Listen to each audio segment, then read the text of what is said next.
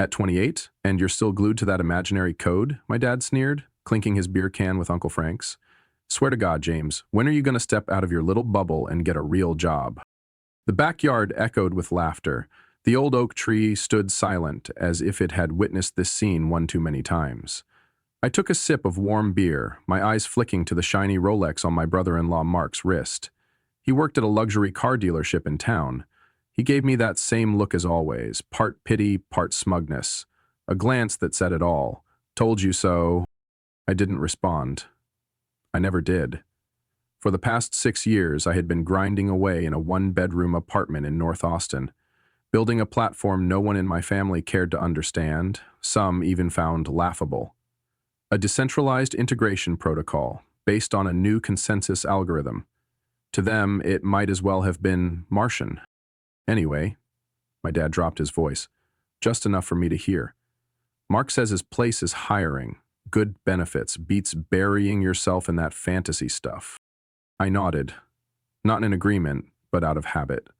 Every family gathering played out the same. A few polite questions, a few jokes about magic internet money, and the inevitable unsolicited career advice.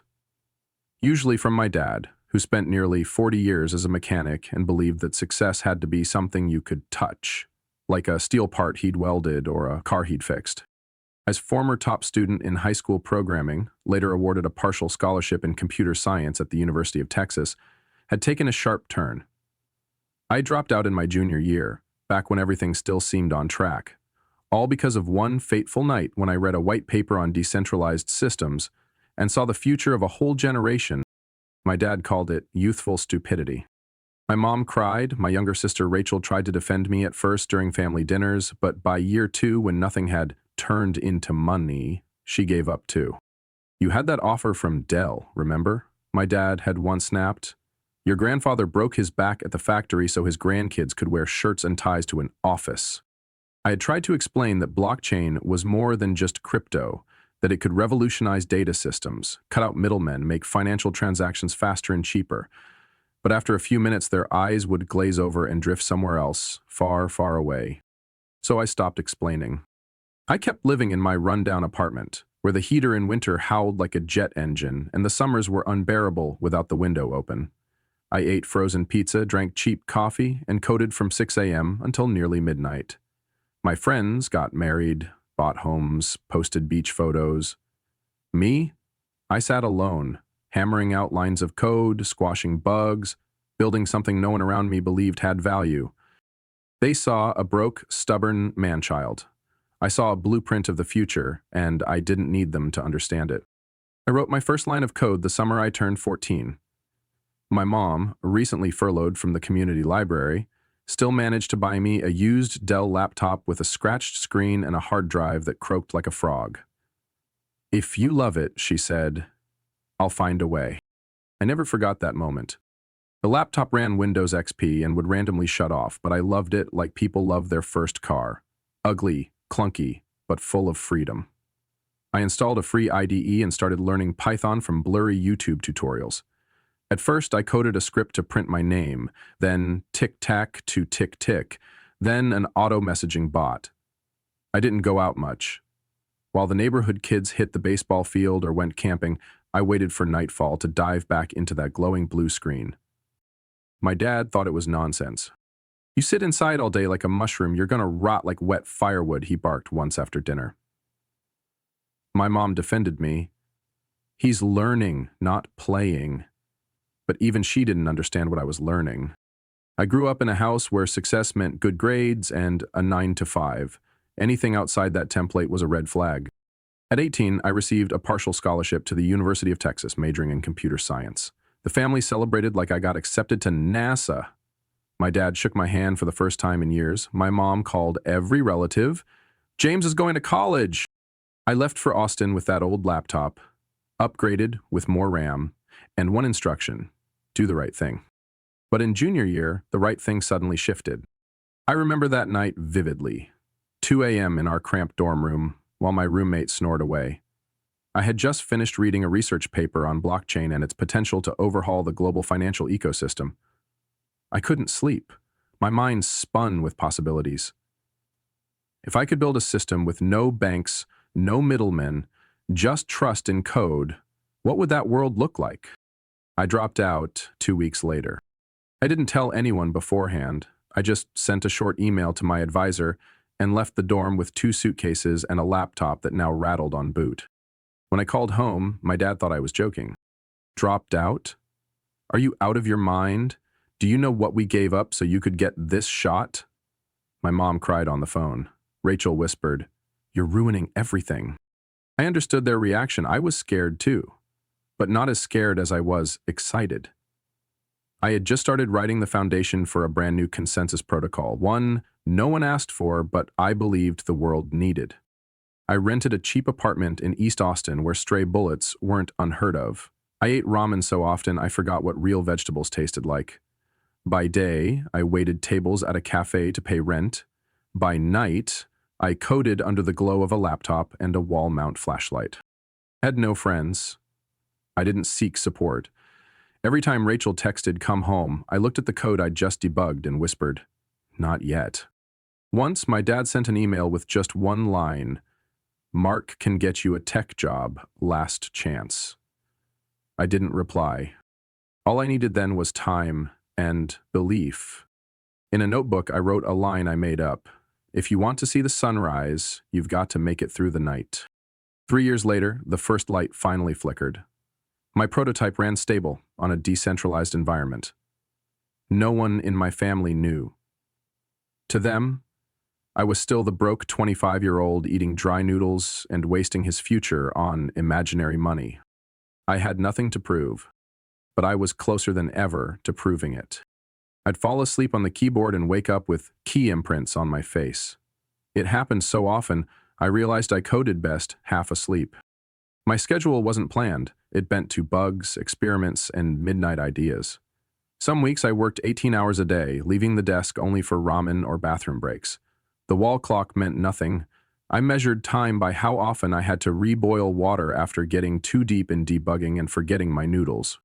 My apartment, already run down, started to look more like a bunker than a home. Empty pizza boxes piled up, 5 browser tabs open at once. My chair creaked every time I shifted because it was past its limit. But I didn't care. I was immersed in something different. A consensus protocol that used less energy and sped up verification. A weakness in existing blockchains I was determined to fix. Out there, it seemed like my friends were living completely different lives.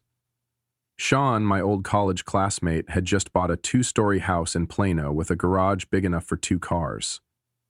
Rachel sent me wedding photos of her best friend standing by a man-made lake, flowers arranged in the shape of a heart. On social media, I saw trips to Iceland, lavish birthday parties, engagement announcements with sparkling diamond rings. I had a ring too, a permanent indentation on my index finger from overusing the mouse. One time, Rachel called me on FaceTime and asked, "Have you even thought about dating, or are you planning to marry your computer?" I laughed it off. Truthfully, I didn't have time for love. Every hour spent elsewhere was an hour not moving closer to the dream. I remember one early winter afternoon. It was hailing outside. The heater in my tiny room had broken down. I wrapped myself in a thin blanket and kept coding with my right hand while holding a mug of stale coffee in my left. I was working on an auto repair feature for node errors. One small glitch had crashed the entire testnet. I didn't leave the computer for 2 days, barely slept, ate a few pieces of dry bread, until the script finally stabilized. I didn't cheer or jump up in victory. I just leaned back against the wall and exhaled, light and quiet, as if, after all those months, the universe finally nodded. The isolation started to wear on me, not in a dramatic way, but slow, like rust. Conversations became awkward. When I ran into old acquaintances, I didn't know how to talk about anything other than algorithms and testnets. Eventually, I just stopped reaching out. It was just me and the work, and as hard as it got, I never wanted to stop. One time, while urgently debugging the anti-51% attack module, I accidentally turned on my laptop camera. The screen flashed up a pale face, scruffy chin, dark circles under the eyes, and a wrinkled t-shirt. I stared at that reflection, feeling like I was looking at a stranger. But right then, a notification popped up. Node sync successful. I smiled. That was enough. Just that moment was enough to keep going. The results didn't come with fanfare. A small group of independent developers started noticing my project after I shared a sample on GitHub. They left comments, fixed bugs, even suggested new features. I didn't feel completely alone anymore. Still, I didn't let myself hope too much. I wasn't a standout, I had no backing, no PR, no angel investors like the ones in inspiring startup stories. I had one thing, an idea that wouldn't let go of me, and a stubbornness I couldn't explain. While the rest of the world kept spinning, I stayed there, at my old wooden desk, holding on to a vision no one around me could see. I didn't know when I'd succeed, but I knew one thing. If I gave up, I'd never find out how close I actually was. I never imagined that a 40-page PDF would change my life. But that's exactly what happened. After nearly 2 years of refining the optimization protocol I called Lattice Flow, I decided to publish it as a white paper. No massive promotions, no ads. I simply posted it on a decentralized tech forum with a simple caption, "Optimizing consensus, faster, lighter, more secure." The first 3 days, nothing. On the 4th day, my inbox exploded. Messages from anonymous developers, collaboration requests from strangers, then one email with the subject line, "Proposal Mercury Ventures." I almost thought it was spam, but then I saw the name Bridget Handley, head of the VC group mentioned in Wired. The email was short, direct. "James, we read your white paper. Very impressive. Can we discuss an exclusive acquisition of Lattice Flow? Initial estimate, $3 million. I read that line 5 times. Then sat frozen for 10 minutes. And I turned it down. Not out of arrogance, but because I knew the system wasn't ready. It still needed fine-tuning. Selling it now would be like handing over a blade to someone who didn't know how to hold it. I replied politely, thanked them for the interest, and declined. 6 weeks later, another email came from a Boston-based firm called Covalent Core. Their offer, $8 million, with author credit retained. I shut the laptop, stepped outside for the first time in over a week, having lived on cold pizza and instant coffee. I walked through the quiet park, my head spinning. 8 million. That was 12 times more than I'd ever seen in my bank account. But I still said no. Lattice Flow wasn't just a personal project anymore. It was a missing piece I believed could redefine how the world transacts and trusts. By the 3rd month after the white paper began circulating, I received a video call from a woman named Alyssa Kaufman. She represented Arcturus, a tech firm with a branch in Seattle. Calm voice, but her words sent my heart racing. "We'd like to offer $15 million, plus 5% equity, if you agree to serve as technical advisor for 2 years. I didn't answer right away. Instead, I opened an old PowerPoint file I once used to pitch the idea to myself. One slide read, "Don't sell until scalability and fault tolerance under stress are proven." I declined again. This time, I felt fear. Not from turning down money, but from wondering if I had just passed on my biggest chance. 2 weeks later, while updating a real-time fallback algorithm, I received an invite for a Zoom meeting from a name I didn't recognize, Polaris Edge, Europe. The meeting had 5 people in the virtual room, all dressed like finance CEOs. They didn't waste time. After quick intros, the older man in the middle leaned toward the camera. "James, our team has reviewed your entire system. Lattice Flow's processing speed outpaces most current Layer 2 platforms. Here's our final offer, $27.5 million for exclusive rights, plus a 2-year personal consulting contract at $180,000 per year." I noticed my hands trembling slightly on the keyboard. Can I have an hour?" I asked, my voice hoarse. The man smiled. "Of course, but we'll need your decision today." I stepped outside, walking down the windy street, past rows of red brick houses with purple flower beds, past bursts of laughter from nearby diners. I saw a world I once believed I didn't belong to. But maybe? Now I was ready. Back in my tiny apartment, I opened my laptop and logged into the internal security system I'd built myself. I signed the digital contract. When the confirm button appeared and I clicked it, there was no cheering, no tears. I just closed my eyes and exhaled. More than 6 years, no vacations, no holidays, no sense of stability. Now I didn't have to worry about next month's rent. I could finally sleep. I had just sold the technology I'd created for $27.5 million. But deep down, I knew the real journey was only beginning. I thought signing that contract would be the end. Turns out it was just a comma. 3 days after the deal closed, my bank account displayed a number so large I had to squint at it 3 times to make sure it wasn't a system glitch. $27.5 million, plus an advance from the consulting contract. I sat still in my old apartment, surrounded by bent-up tech books, listening to the hum of the same noisy air conditioner. Outside, light rain fell. So ordinary it felt almost cruel. I could go online and buy a penthouse on Westlake Hill in 10 minutes. I could drive the most expensive sports car to the next family barbecue and drop the keys on the table, waiting for the stunned faces. But I didn't.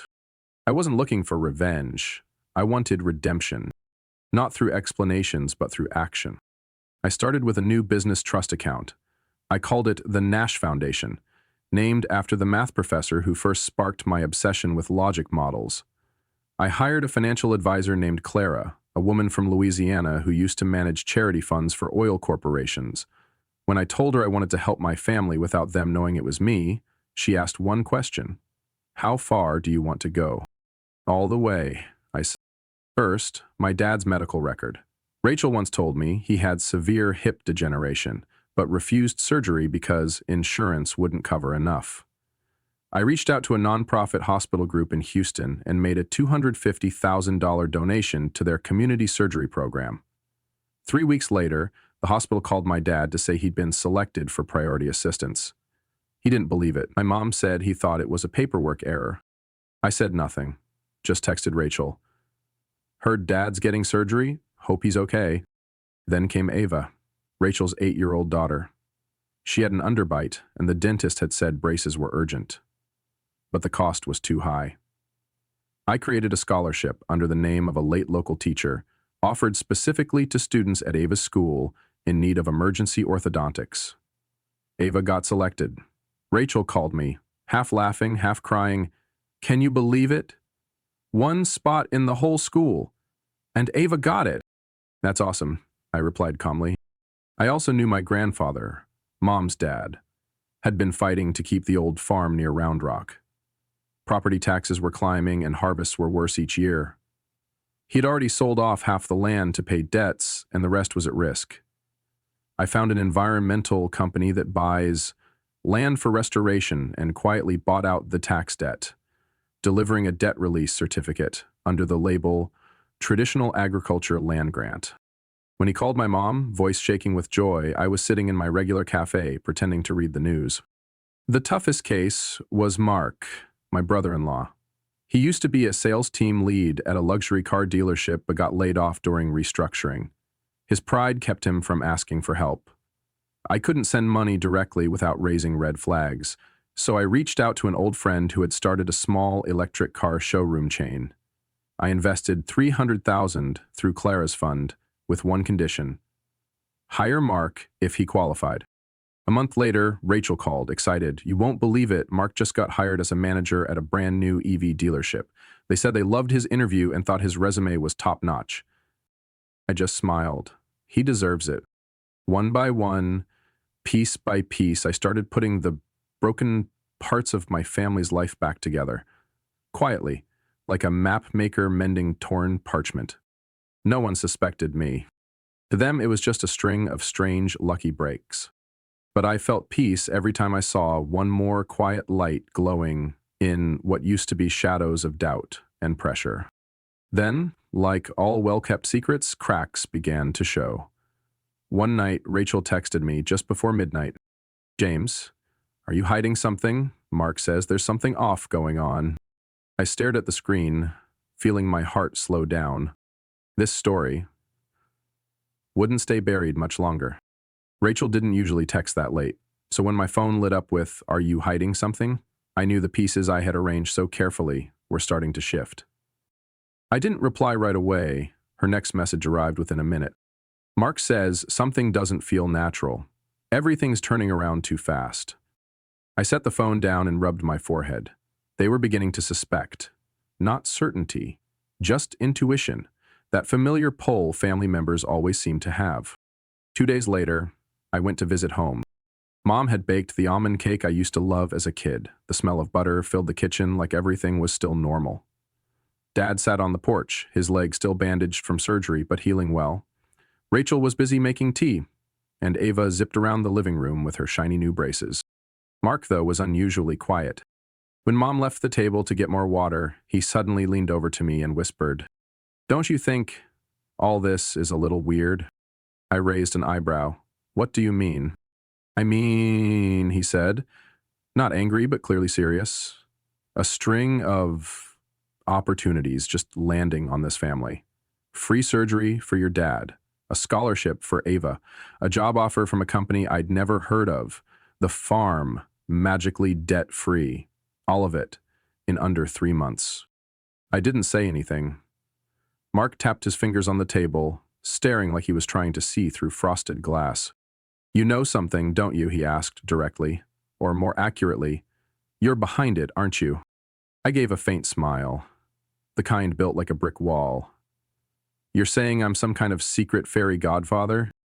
"This isn't a joke," Mark said, eyes locked on mine. "You've changed, James. Ever since you called to ask what color Ava liked. You never noticed stuff like that before, but now it's like you're anticipating every little thing, as if you already know what's coming." I gripped my glass tightly, a strange helplessness rising inside me. I didn't want to lie, but I wasn't ready to tell the whole truth either.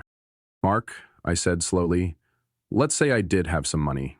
Do you think that would change anything?" He stayed quiet for a moment, then shrugged.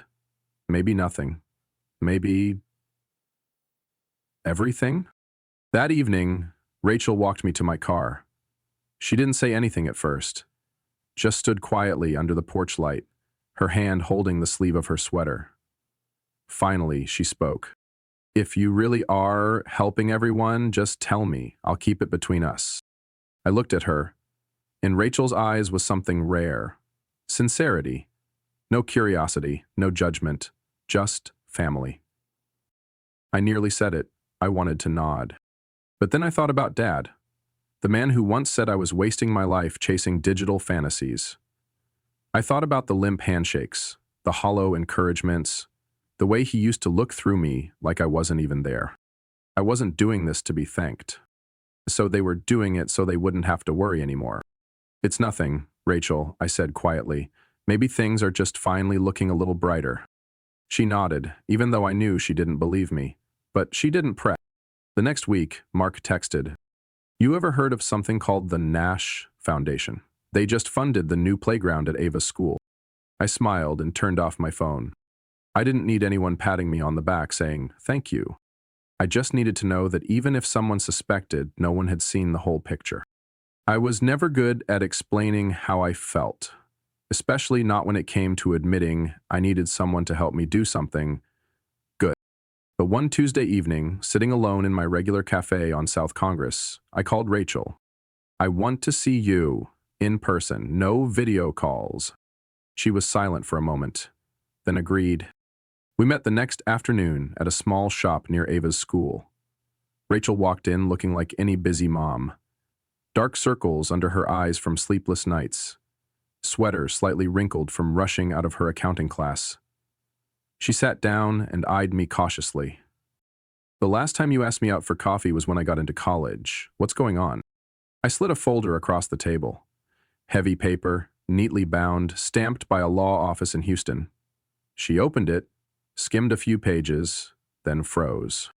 "James, this is—" "I trust," I nodded. "Set up under a separate organization. But the beneficiaries are our family. Mom and Dad, you, Ava, even Mark." Rachel flipped through the next pages quickly, then looked up, her voice lowering. "This isn't just a few $1,000. This is millions." 8 million to start, I confirmed. "It'll keep growing over time." She leaned back in her chair, hugging the folder like it might vanish. James, how do you have this much? I took a slow breath, no more dancing around it. I sold Lattice Flow 6 months ago, 27.5 million plus a consulting contract. She froze like someone had knocked the air out of her. Her mouth opened, then closed. When she finally spoke, her voice was shaky, like she'd swallowed ice. And everything that's happened these last few months, Dad's surgery, Ava's scholarship, Mark's job, that was you? I nodded. It was. But not for show. Just because I knew I could help. So I did. Rachel rested her forehead in her hands.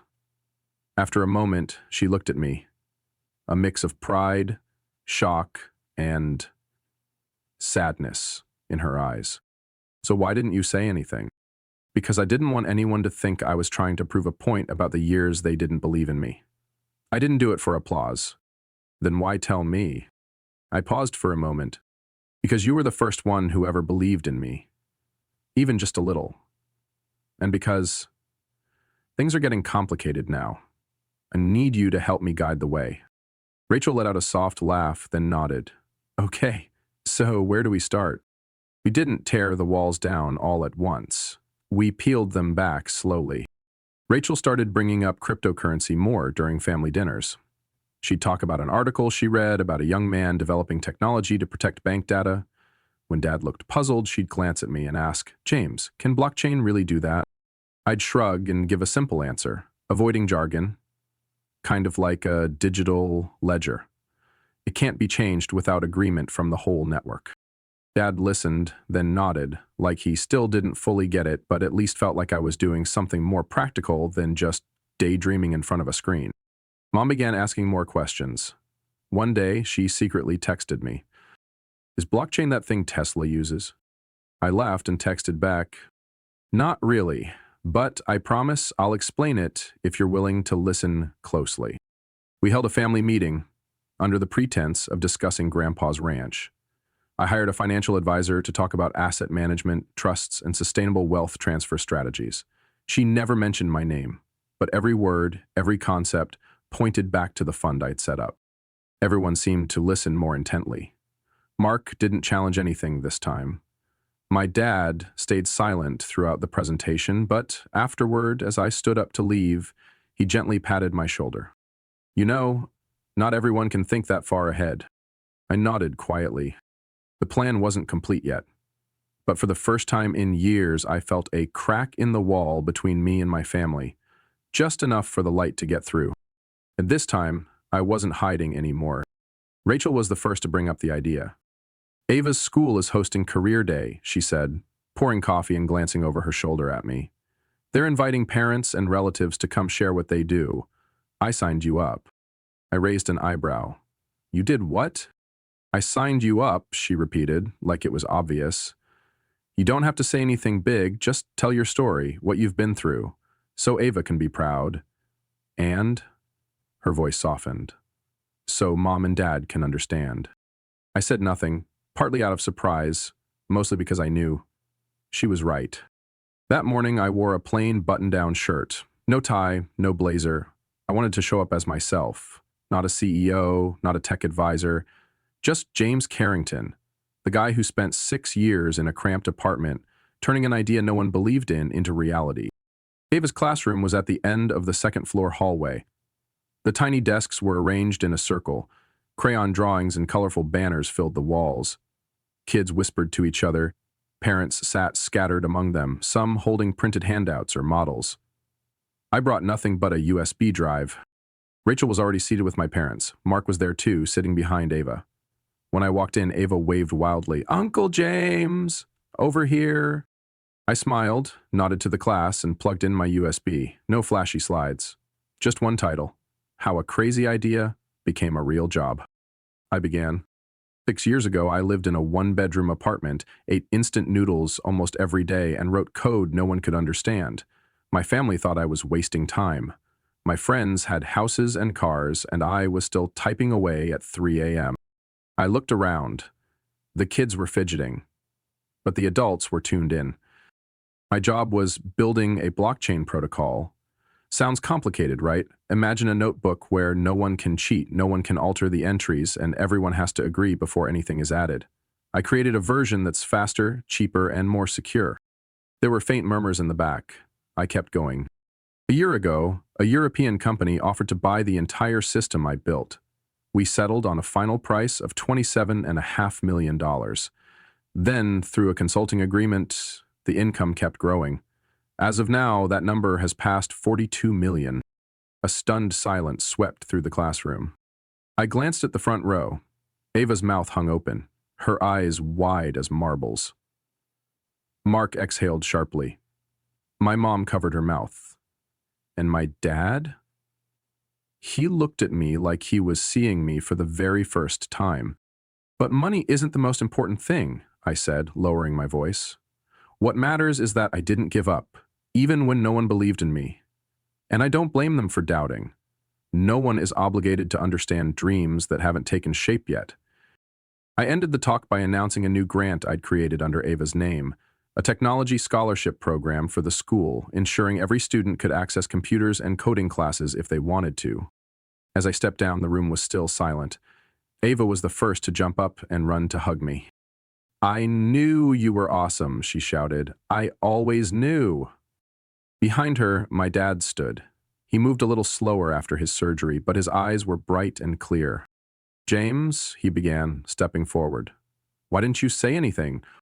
I looked at him and replied softly, because I didn't want you to think I did all this just to prove something. He placed a hand on my shoulder.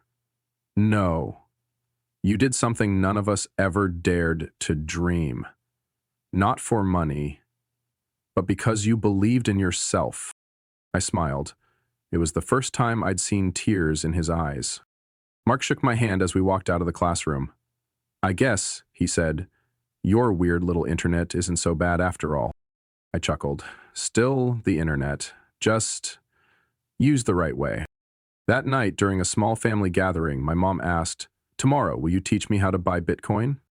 Everyone burst out laughing. I just quietly looked around.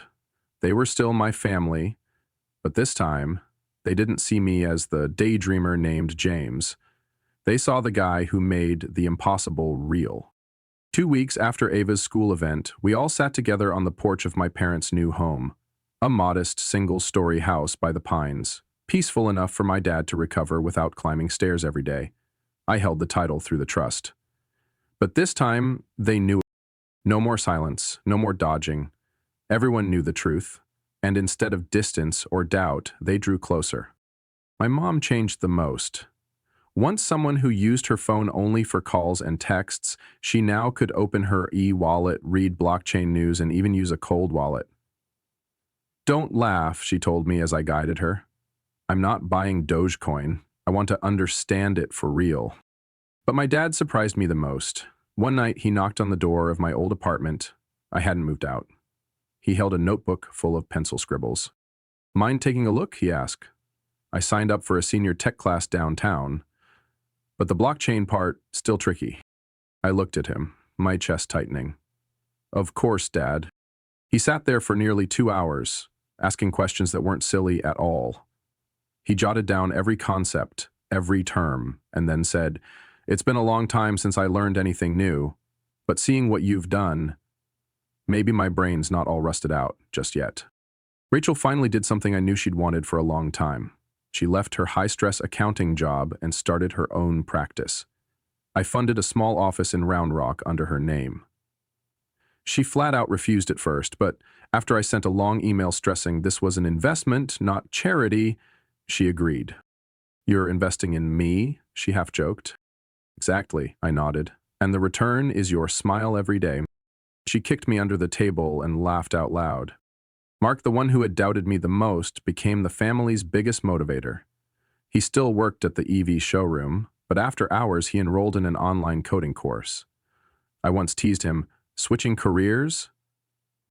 He laughed. Not quite. But if you could change the world from a 10 by 10 room, I figure I should at least know how to write a hello world line. My whole family now felt like they were starting a new chapter, one where no one was left out and no one was left behind. We had dinner together more often. No more awkward meals with cliché advice. We shared, genuinely. Dad talked about his tech class. Mom asked me to explain what a node validator really meant. Rachel brought over freshly baked bread. Mark showed off the first piece of code he got to run. And me? I still lived in the same old apartment, still drove my decade-old Honda. I didn't need anything else. I already had what I wanted. Recognition, not in dollars, but in unconditional love from those who once didn't understand me. I still consult for Polaris, but most of my energy now goes into an open source project, an educational blockchain platform for teens in rural communities. It's called Quiet Spark because I believe true change doesn't always make noise. One evening, sitting on the porch with Dad, I handed him a cup of hot tea. He looked at me, eyes distant, then said, "James, I used to think you were lost. Now I realize I was wrong, not because you're wealthy, but because you did it all and kept your heart kind." I didn't know what to say. I just squeezed his hand gently. As night fell, I looked up at the Texas sky, a stretch of stars glittering above the stillness of pine woods. I thought of all the days I used to feel invisible. Not anymore. My family doesn't just see me now, they believe in me. And more than that, they're walking with me. In the end, maybe that's the brightest kind of success. No medals, no spotlight. Just the people you love, smiling and saying, "We're proud of you." James's story isn't just a journey from an unknown coder to a tech millionaire. It's proof that real success isn't in your bank account, but in how you use it to lift others, heal old misunderstandings, and stay true to your values through it all. In a world obsessed with loud achievement, James chose quiet action, and that humility brought his family back, not just to him, but to each other. What do you think of James's journey and the life he chose after success? Share your thoughts below, and don't forget to follow the channel for more meaningful stories about life, family, and the good that still exists.